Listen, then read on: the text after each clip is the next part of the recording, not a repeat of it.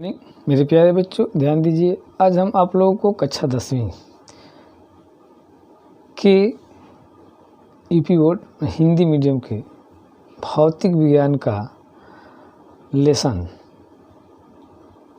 प्रकाश का परिवर्तन अध्याय से गोलीय दर्पण की वक्रता त्रिज्या r तथा फोकस दूरी f में संबंध के लिए जो है कि फॉर्मूला बता दे रहे हैं।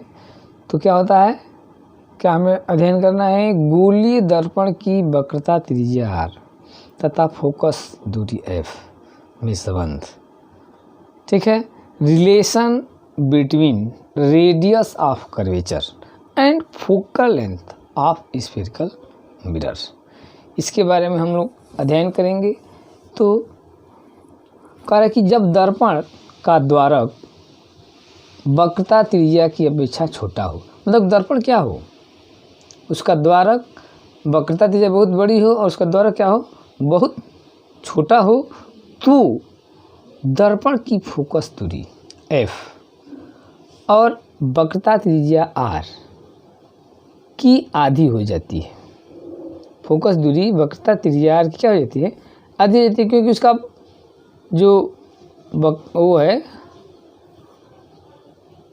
द्वारक छोटा है। तो उस कंडीशन में दर्पण की जो फोकस दूरी f है वक्रता त्रिज्या क्या हो जाती है, आधी हो जाती है।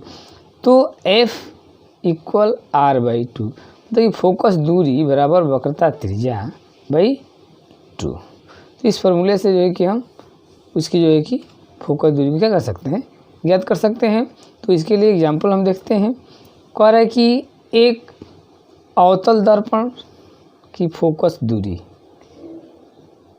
10 मीटर है, तो अवतल दर्पण की वक्रता त्रिज्या का मान क्या होगा, अवतल दर्पण की फोकस दूरी कितनी है, 10 सेंटीमीटर।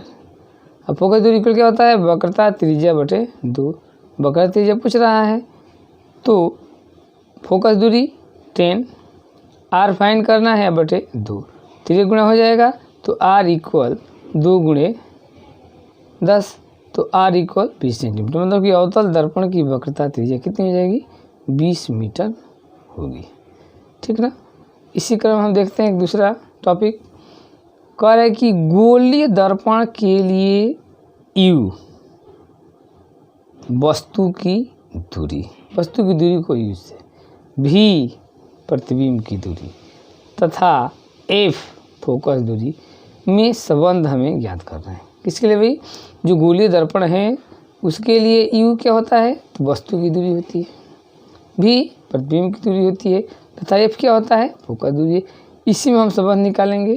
क्या निकालना है भाई, रिलेशन बिटवीन u वस्तु की दूरी, ऑब्जेक्ट का डिस्टेंस, v इमेज का डिस्टेंस एंड f फोकस दूरी है। तो रिलेशन क्या होता है, 1/u plus 1/v equal 1/f। 1 वस्तु की दूरी बटे 1 प्रतिबिंब की दूरी बराबर 1 फोकस दूरी। तो ये फॉर्मूला से हम निकाल सकते हैं। यदि v और f दिया हो तो u निकल जाएगा, यदि u और f दिया है तो v निकल जाएगा, मतलब इस तरह से हम निकाल लेते हैं। तो ये रिलेशन है गोलीय दर्पण के लिए u, v तथा f में। अब रेखीय आवर्धन कह रहा है, क्या होता है भाई, तो गोलीय दर्पण के मुख्य अक्ष के लंबवत नापी गई प्रतिबिंब की लंबाई, मुख्य अक्ष से प्रतिबिंब कितना लंबा है उसकी लंबाई तथा वस्तु की लंबाई। कह रहा है कि गोलीय दर्पण में जो मुख्य अक्ष होता है के लंबवत नापी गई प्रतिबिंब की लंबाई तथा वस्तु की लंबाई के अनुपात को रेखीय आवर्धन कहते हैं। इसे स्मॉल m से प्रदर्शित किया जाता है, इसे स्मॉल m से प्रदर्शित किया जाता है।